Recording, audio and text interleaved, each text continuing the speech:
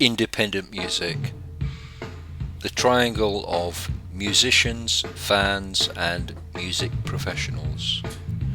This is Tim from the Indie Bands blog, and welcome once again. Who's on today? Let's go find out.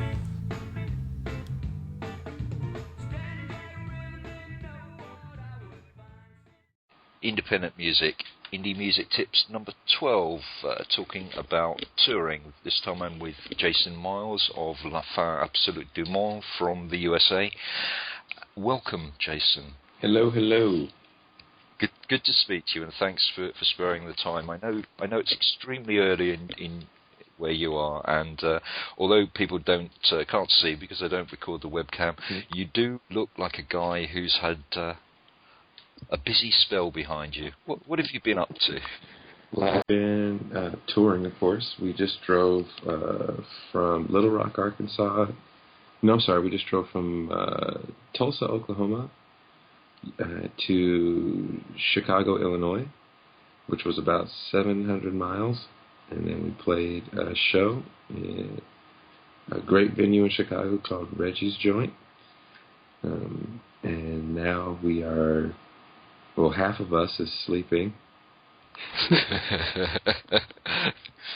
and getting ready to go. We have a short drive today to Iowa City, Iowa. Right. To play another show. So really, you are the best person I could speak to about touring. So great, good to catch up with you. Now then, a small band just starting out, obviously they want to start out looking at their local venues before they start thinking about going abroad. How difficult is that to start securing some decent... Okay, it's relatively easy to pick up your first gig, but some decent first gigs locally? I think it's easier than you think, just because at this point, in my opinion, in most major cities, and I live in a major city, in San Francisco, California, there's no hierarchy of venues on the small level. There used to be when I was younger, like there was the place you had to go when you were first starting out, and then if you got better, there was another venue they sent you to, and then if you got out of that one, there was another one they sent you to, with the end-all be-all playing at this place called The Pound, which hosted a lot of national talent, and it was all ages. Right. So you had to cut your teeth in the real crappy 21 and up clubs before you got to the really good all ages, guaranteed kids are going to walk in the door spots. They saved those for the good bands and the bands that drew and stuff like that. Now it's strictly a numbers game. So it seems like there's more and more people we play with. It's their first show because you can get 50 people. There's a lot of pre-sale ticket venues throughout our country, and I didn't see it so much in the United Kingdom, but pre-sale tickets are pay to play for the most part. Yeah. And a lot of kids, well, or people in general, I shouldn't say kids, there's adults that do it too. They'll just buy the tickets, give them to their friends, and say, hey, come to my show. So the venue doesn't care how you got them their money. So they're more than happy to book you if you can bring the 50 people that they need. So sometimes on bills you have 4 or 5 totally different sounding groups. That's just their friends watching them and leave when it's over. So that's in my opinion, that's the harder part from getting those first shows. You can get the first show, you'll bring your friends out the first time, but is the experience good enough for them to want to come see you again? Going beyond that, so you've sort of done some local gigs. Part of the skill of being a musician is being technically good, but there's also being a good live band, and I would imagine that it is probably important to spend a period of time actually just honing your craft before you start thinking broadly as to travelling on a national scale. Yeah, I think you do learn how to play live by playing live. I would learn by doing individual. Our setup is a little more difficult because it's just the two of us and it's electronic. So we definitely have, and we are still working certain things out. But for the most part, our live show is down. Like we know what we're doing. Yeah. If you're a typical band or DJ or whatever, I mean, you're gonna work out your set, and you just have to do it in front of people, because when you start playing, there's probably not going to be a lot of people paying attention to you. Yeah. So you have to make them want to pay attention to you. So that's even harder than getting the gig sometimes. You're now thinking, okay, this is going well. Our show's coming together. We're getting better as players, and we're kind of ready to go further afield and start thinking on a national basis. Should you do that through connecting with people that you've made contact with, through approaching venues directly, through booking agencies, combination of all of those? How's the best way to actually start thinking, right, I'm in Chicago and I want to go and play San Francisco, or vice versa? Where we live, a lot of it's determined on geography. So we live in California, which is a very large state. I believe California is about the size of the United Kingdom. Yeah. So it's like 9 or 10 hours from the bottom to the top. Yeah. And next to us, east is Nevada, which is a very barren state that only has Las Vegas in it and another city called Reno, which is north of Las Vegas, about 12 hours north of Las Vegas. So there's not much east of us, and north of us is Oregon, which really only has two major cities to play in, and then above that is Seattle. But you're talking about 1,000 miles north just to get to Seattle. So out of California is very difficult. Now, if you live in New York, you're an hour or so away from Philadelphia. Boston's very close. New Jersey's very close. So you can travel over the weekend without driving more than 4 hours and hit up 2 or 3 states. Yeah. 2 or 3. So geography has a lot to do with it here. And if you are looking to get out, the with bands that are touring is to, and you enjoy what they do, try to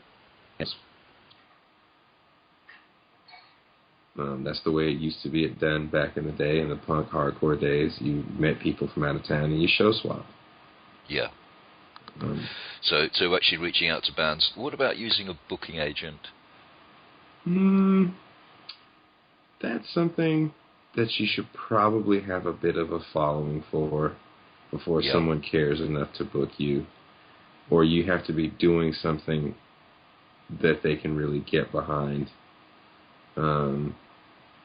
If you play country music, you can probably get a booking agent, even if you don't have a following, because there definitely is a circuit for that. Sure. There's a scene for that, and there's placement for that. If you play indie music, I mean, easy, definable indie rock. Like, I know what you mean. Well, I vaguely know what you mean. But insert miscellaneous popular indie band. If you sound like Mumford and Sons, I mean, then there's definitely someone that can say they sound like Mumford and Sons, and they can go on this tour, or they can play in these venues. Sure. If you're a little more obscure, you should probably try booking your own stuff first. I say for all those bands, try booking your own stuff first so you have a better understanding of the job that booking entails before you just go say, well, now I need a booking agent because I'm too important to deal with calling up venues. I would have thought that's also quite important from another aspect, is actually not getting ripped off. Yeah. Because a new band, that must be something that, well, it is something, sadly, that happens frequently from what I'm aware of. Yeah, I mean, there was this booking agent that we had contacted And they got back to us, and they were the only booking agency that got back to us. And that didn't ring a bell into our arrogant heads that, hey, you're the only one that got back to us. And it was so much money up front. It was like thousands of dollars. And he promised us all these guarantees. And what I should have done was ask some of my friends that have major label record deals, does this sound legit? They probably would have told me, nah, man, it sounds like a scam. We're not making that kind of money. So we gave this joker some money, and he booked a couple shows that we actually ended up playing just to fulfill the agreement. But it was a bunch of BS. Total bunch of BS. And I ended up getting so mad, I was like, because the response was, I can't book you because nobody wants you. And I believe that he had said something along the lines of, we were too old. Right. Which I've never heard anybody say as far as booking, like, I can't book them, they're too old. You know? No. And so I was so angry that I got on the phone and Reverb Nation and contacted all these venues and booked about a 24-date run for about 6 weeks from California to New York. So the tip is get angry with somebody and then you'll suddenly get a load of gigs sorted out. Yeah, you realize how determination works. Like, there's a lot of bands. We played with some guys last, nice guys. Very nice guys, but they were actually honest. They said, look, we all have real jobs, and this is just something that we can kind of do as a real expensive hobby for us, and we don't take it all that seriously. But they had traveled from New Jersey to Chicago, which is a pretty far drive. Chicago's pretty much in the middle of the state, so those guys went about the same distance as us, about 2,000 miles just to get there. And I respect that answer because we don't have day jobs. Yes. This is just what we do. Yeah. So touring and playing shows is our bread and butter. That's how we pay our bills. Mm-hmm. You know, so with the experience that you've got and have developed of going on bigger tours, you mentioned that you managed to set up a whole series of gigs on that particular tour that made you very annoyed. What about other times? Might you go on tour and have a number of gaps and try to fill those in, but just have a basic itinerary, a basic route journey of where you're going to go, or is that a really bad idea?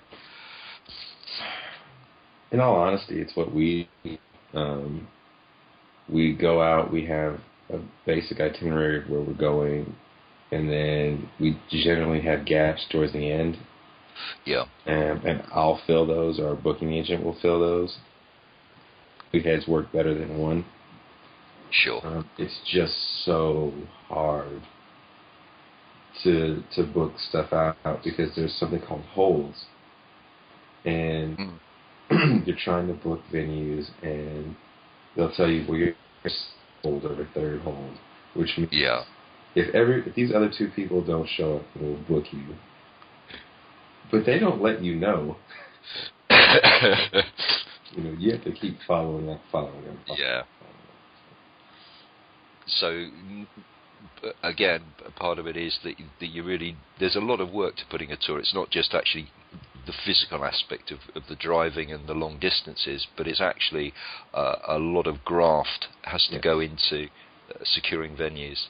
You should and what about what about the promotion side of that? Because as you say, you're based down in the south.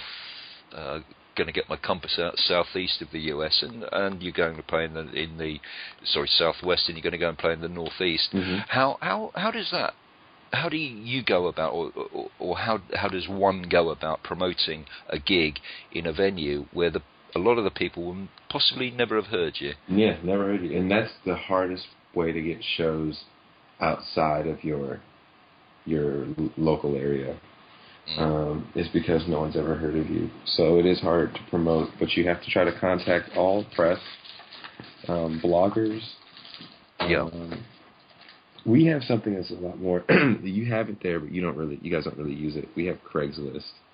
Yeah. And you guys have something very similar. It's like the exact same thing. And I can't think of Gumtree? Gumtree, that's it, yeah. Going through those avenues helps a little. Sure. Facebook doesn't really help on this level. Like, I'm in Chicago, which is, like I said, 2,000 miles from where I live. Yep. I can't create a Facebook event and invite all my friends that live in California to it, which is just retarded. Yeah. You know, so you have to press, hope that the venue gives you some sort of press contacts to reach out to college radio, internet radio based out of that area. There's a lot you can do, and that's all the stuff that we do. Yeah. And I guess that is perhaps a difference from your own perspective, where you are making money on touring, and that is your bread and butter, to a band that's kind of going, oh, we'll go and play down there because it'll be fun to play in front of a new audience for the sake of it. Yeah. Now, when we spoke back in January, you were just heading off, or just finalising the details for an international tour over here in the UK, and you also had a wedding coming up. So congratulations on your wedding, which I understand didn't happen in Scotland as planned, but happened in England instead. Well, that's fine too. So congratulations to you both on that. An international tour, is that a completely different thought process? Maybe we'll talk about the money as well, because there's obviously bigger fiscal commitment to it. But actually, the aspect of going international itself, is that different to doing a big national tour in say the US? We've never wanted to tour the US when we started playing live in California, because we felt that California just didn't get us. Yeah. And everyone would come up to us after a show in California, go, you guys need to go to Europe. Europe's going to get you. And then as we started touring the U.S., we started playing small markets, which is mildly frightening. When the U.S., as diverse and wonderful as it is, I love my country. There's a lot of parts of it that are not. And we pulled up into a lot of those places, and they received well after we played. And then they would say the same things. You guys need to go to Europe. They're going to love you in Europe. So we always wanted to go over to Europe because we felt that they were going to get us. And I don't even know if we knew what that meant. And then we go over there, and I don't know. I think they got us. I got one of the nicest compliments ever. Our first show, we're in Bath. And we played at a place called The Porter, which is right across the street from Mole's studio, which we later got a chance to record in. And that's also where Portishead recorded some of Dummy, and the Sneaker Pimps recorded some of Six Underground. I think the Pixies did some work in there recently. Yeah. It's just a great little studio. But anyway, I'm directly across the street from it. The girl that books this venue walks up to me as I'm waiting to use the bathroom and said, "Hey, you're in Le Fen, right?" And I was like, "Yeah." She goes, "What's it like to be first?" And I was like play first? She goes, "No, the first one to do the music that you do. I've never heard anything like that. We're really kind of blown away by it. So what's it like?" And I don't think we expected that response in the UK. Yeah. Because in our mind, the stuff that we listen to, and even the stuff that our heroes listen to, kind of was born out of your country. Yeah. So for people in your country to look at us and say, "No, you're doing something totally original and new," that was kind of like, whoa, maybe we are onto something. But it was the first part of it was different because the hospitality wasn't there. There is no hospitality. My first few weeks in the UK was weird because I would say hi to people and they would just ignore me. That was being polite. Yeah. If they're being rude, they reply to you, but not in a way that you were hoping for. You got a lot of strange looks, and then we played a show in, I can't remember what part of London we were in. I want to say it was the quote-unquote black part of London, because I met a really wonderful black guy out there that kind of broke certain things down to me that I didn't understand. But the other band we played with, too, was like, hey, man, don't look anyone in the eye on the tube. And, yeah, I did. I actually was able to have some great conversations with some strangers on the tube and at your McDonald's, which is where we hung out a lot of the time. Yes, I noticed that on your feed that McDonald's featured quite heavily. Oh, man. The bus, your guys' bus system actually gives change, which is something we don't have. And so when they give you a receipt, on the back of the receipt is a coupon for McDonald's. So for £1.99, you can get a Big Mac and fries. So like, dude, eat cheap, and McDonald's has Wi-Fi. So we had all these bus receipts, like a stack, and they gave you 3 of these on one. So we would make friends out there. We're like, dude, you want to go to McDonald's? We got these great coupons. So it was a very, I don't want to say wonderful experience, because I think that's just dumbing it down a little bit. It was an amazing exercise in humanity, because some of the things that we talked about and did, sometimes I'm mad I didn't record them, because a big thing with us was the difference in the people. In our first few weeks, we were very beaten up by the fact that we would be polite and nice, and people wouldn't A, talk to us, B, the venues, no one said, hi, my name is Joe, I'll be your sound guy today, what do you need? It was like, yeah, so you're the band? Okay, just put your stuff over there. Right. And then we got to Aberdeen, Scotland, and it was another case of us walking up and down the wrong way, lugging this broke stuff. We finally find the venue. It's a place called Cafe Germans. We walk in. The sound man knows, obviously, we're the band. We didn't look like anybody else walking around Aberdeen. There was a poster of us there, so he had seen what we looked like. Yeah. And he goes, hi, my name is Steve. I'll be your sound man today. Would you like to put your stuff down over there? The owner happened to be there.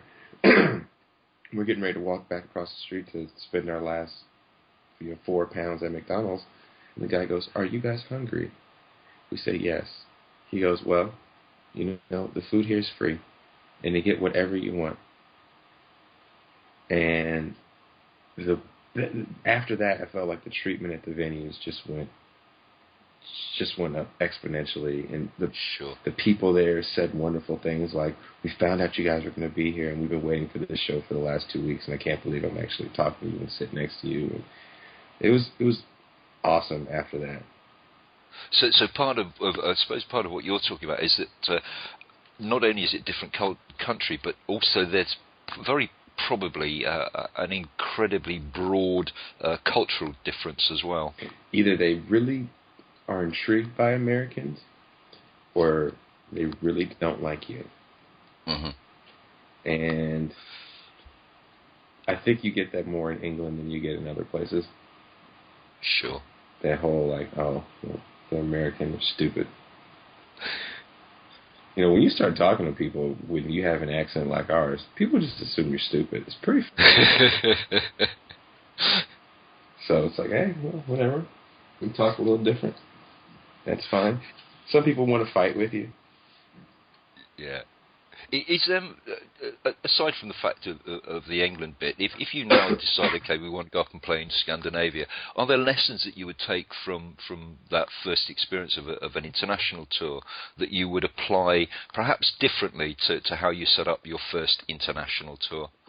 Yeah, I think we knew we were going to spend a little money, but we had no idea how much money we'd spend. And then we discovered Megabus, which totally saved us. We went there with no real plan as far as how we were going to get from show to show. Yep. And because we're used to having a little bit of zigzaggy routing here in the States in our rental car, we figured we can have zigzaggy routing on the Megabus in the UK. No. The fact you even managed to get one that was running is a bit of a miracle. We went from Bath. We were base camped out of Bath at the label office for a couple weeks. Then we went from Bath to Glasgow to London to Wales. Right. So understanding the geography is quite useful. Yeah. Although I suppose I'm in England and I'm thinking, oh God, that's thousands of miles to travel, and you could have done it so much more quickly. But as you've described in the USA, actually every one of those journeys was probably a quarter of the distance you'd expect to travel gig to gig in the US anyway. Yes, I mean some of our distances are pretty far, especially on the western region of the country. Mm-hmm. But you're not doing it via public transportation. You know? No, that's very true. I think that's also possibly interesting because less than 50% of the listeners to this series are actually based in the UK, but they are. Mm-hmm. But equally, a lot of people talk about wanting to come to the UK and Europe. But equally, a lot of people want to go to the USA, and perhaps something that people should be aware of, although you look at the map and go, I think that's quite a long way, is actually the huge distances of travel that suddenly people will find, as you said. You live in a state that's the size of all of England, mm-hmm. So suddenly everything becomes a much bigger scale. So I guess you're saying that planning, perhaps it's even more important to plan if you do an international tour than it would be to do something on a national scale in a country that you know. Yeah, you have to figure out how you're going to get around. I think if you're an artist from Europe trying to come to America, it's going to be easier for you to drive because the laws aren't as complex. Uh-huh. I do believe that your driving laws are a lot more complex, and I think you guys are probably better drivers. So I think the switch from driving on an opposite side of the road won't be as severe, just for the simple fact that, A, you guys all drive, for the most part, manual transmission vehicles on very serious urban terrains. And to come to a country where the streets are that much wider, the roads are more open, I think it would be a much easier transition driving. So you can think about renting a car opposed to thinking, well, I'll just take the bus, because you're going to have a very rude awakening. Sure. Well, that's some useful thoughts on the touring aspect from the start out through to the international staging, and obviously finance is an important thing, and particularly with your band La Fin Absolue du Monde, where this is your living. It's not a hobby, so that's quite interesting. But what are you guys doing? What's happened, and what are you developing? We went to the UK. We went to Europe in general with the hopes of probably not coming home, in all honesty. Right. All honesty, just because we kind of bought into the hype of they're just going to get it. You know, everyone's going to love you. And I don't know if everyone loved us, but we've definitely asked back. Sure. We want to go back. But we felt that we were going to hit the ground running when we hit the States, because there was a lot of hype around us, like, oh, wow, you guys actually went overseas. Yeah. So we came back home and just hit it hard. Maybe a little too hard. Yeah, as I said, you look very tired. and we're just trying to go like show a day. Yeah. And it's been a very rewarding drain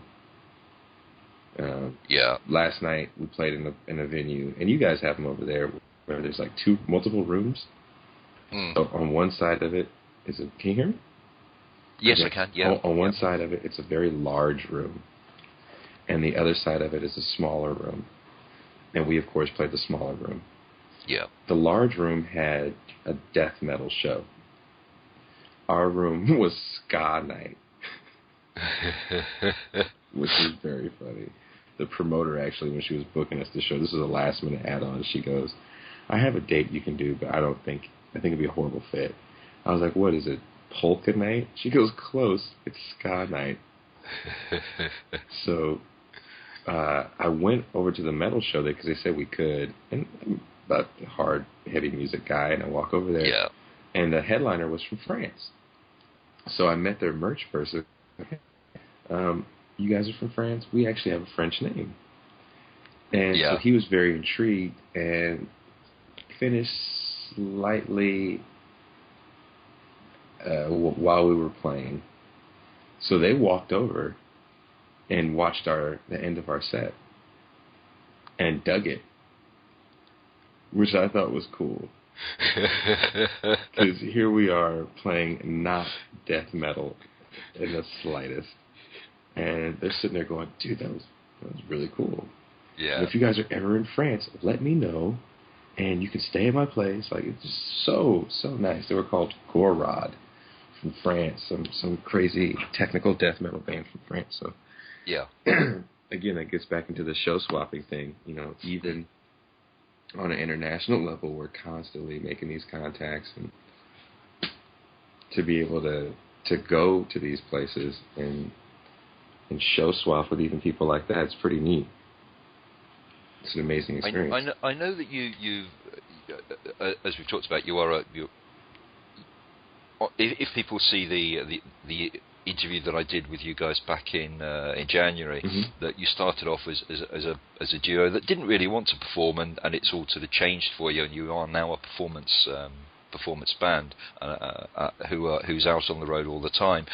But there's also the aspect of the finances. Now, I know from the pre-chat that we had that you're trying to address finances in a slightly different way with a promotion that you're running over in June, I believe it is. Perhaps you could tell us a little bit about that, because it'd be nice if people can, if they're interested, they can perhaps help you guys keep out there on the road and entertaining. I think it's a pretty cool thing. We hit a bit of a snag. I'll answer that question, and I'll give a few more tips at the same time. Sure. When you're starting off and you get the slightest bit of attention through any sort of press or media, and it becomes a little easier to book shows, and maybe you've done a few laps around your region, and people are coming out to see you now, just a few.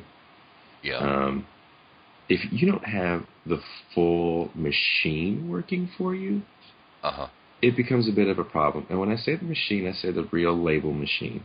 And I'll be honest, the label that we're with, the machine doesn't necessarily work as well as others. And technically, when you're touring behind something. You don't just play shows to play shows unless you're in one of those country bands or blues bands or cover bands that just has a circuit you follow. So we have a release that came out while we were in the UK, a 5-song EP.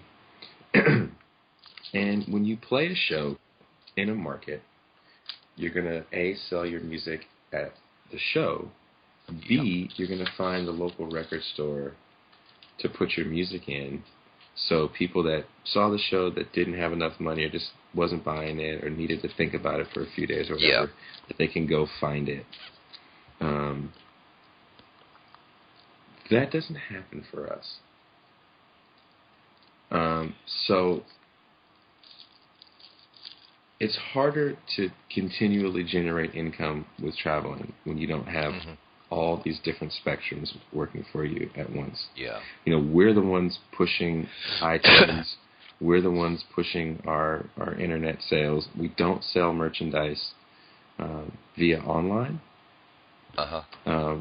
It's something that you have to get at shows. So we're not getting an income stream from that. So we've hit a bit of a snag in playing and being able to pay our bills and get by. We had a few bad shows. So we're kind of stuck.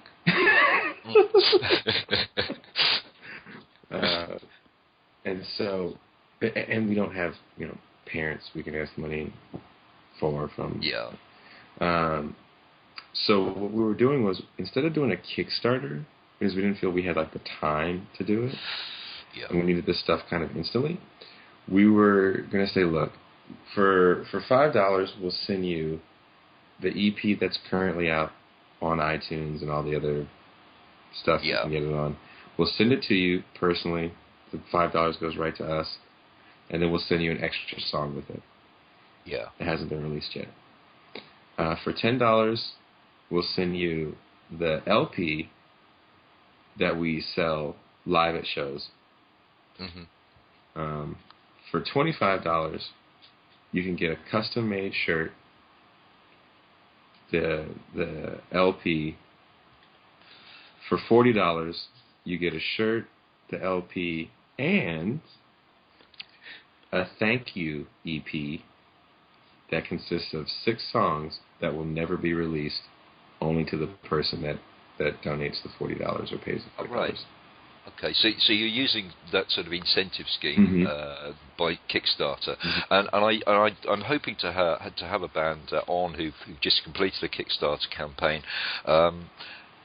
But I think that what you're doing is again really valuable. It's taking another model and saying, well, actually, we're not after $2,000 or $20,000 in 90 days or however long a Kickstarter campaign might run for.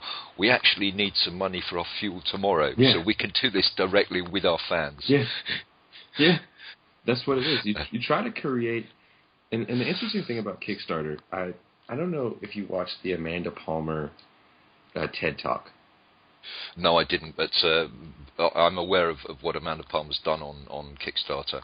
Amanda Palmer and Kickstarter are interesting to me because, number one, she already had a bit of a name. Yeah. Not a huge name, but the main point of her talk was, she was on a label, and the label dropped her. She was on Roadrunner, actually, and Roadrunner dropped the Dresden Dolls, which was her band that she had, because, they weren't selling enough records. And keep in mind, Roadrunner is where Nickelback is. It's where Slipknot's on Roadrunner. There's a lot of huge bands on Roadrunner. So the Dresden Dolls was not one of them. They were pretty much a tax write-off. So they got dropped.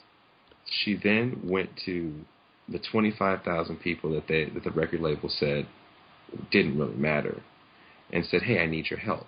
Because she created a community amongst those people that liked what she did, where you felt good as a person to give her money to complete this project because you knew she was going to give you something back. You created this fun art community. And after watching that, I was like, oh, that's kind of what we do. Yeah. We don't necessarily say we have fans, quote unquote.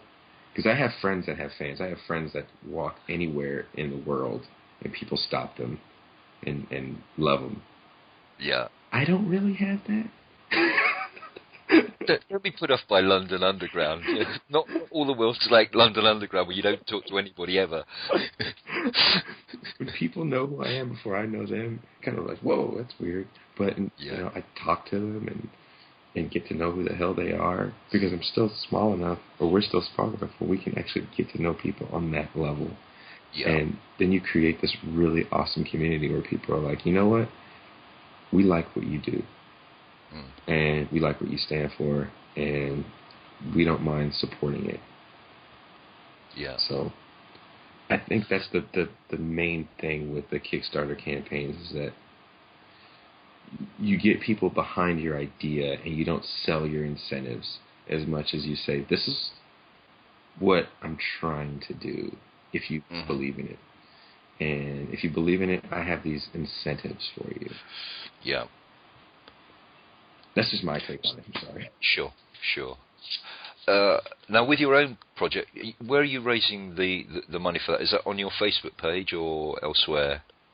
I think we'll be doing it through Facebook right now. We're probably going to create an event at some point today for it and try to get the word out.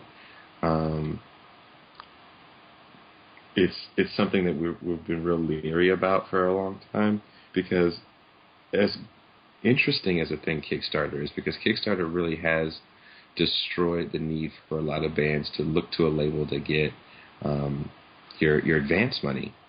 Yeah. We have a good friend that was in a band called Glassjaw. He actually did some production or co-production with this guy named Todd, and Todd's in a new band called Get Involved with a bunch of other guys that were in big-time hardcore 90s bands like Thursday, Ashes, and those bands are no more now, but they still had enough of a following that they raised like 30, 40 grand to work with the producer Ross Robinson and go to LA and record, which is what they wanted to do.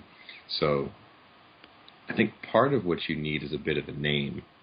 You can't just have people give you money and they don't know who you are and what it's for. Like, sure, we know people that did a Kickstarter so they can get a van to tour in. The world I'm from, if your band is big enough, you just save money and you guys get a van. I don't know if I feel comfortable going to someone and be like, "Hey, dude, I really want to do some shows. Give me a van."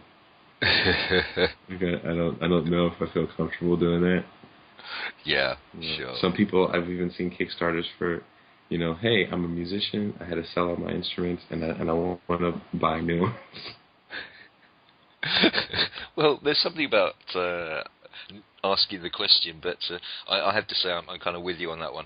But I also think, and as I said, I do plan to try and speak to these guys who were based in New York, in fact.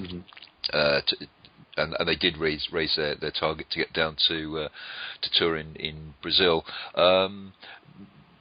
But there's some interesting stuff on Kickstarter, but there is some differential there that it is project based and it needs to be over a time span, and it doesn't suit everybody. Not everybody actually has a certain figure that they're after.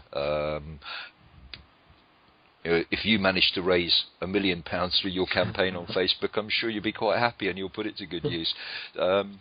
So with where you're going, it's that you need the money now, and every $40 is going to make a difference to keep you guys going. So I'll link down to the Facebook page on the article below. So hopefully there'll be one or two people that can help you with that, and I do hope that you do keep touring. I managed to miss all of your gigs in the UK, but that's fairly typically of me, so sorry about that. And hopefully next time you're over in Europe, and it sounds like you've already got somewhere in France that wants to hook up with you guys, that I will make it.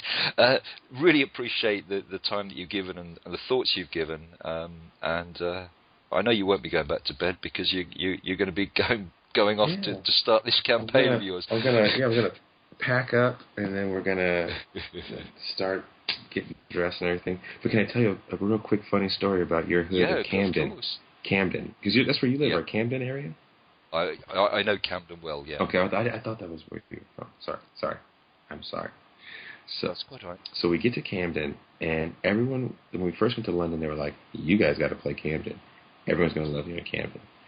So we get this gig in Camden. This guy named Mickey Palat booked us. I don't know if you know him. He books out of a place called I can't think of the name of the place off the top of my head. But anyway, that's irrelevant right now.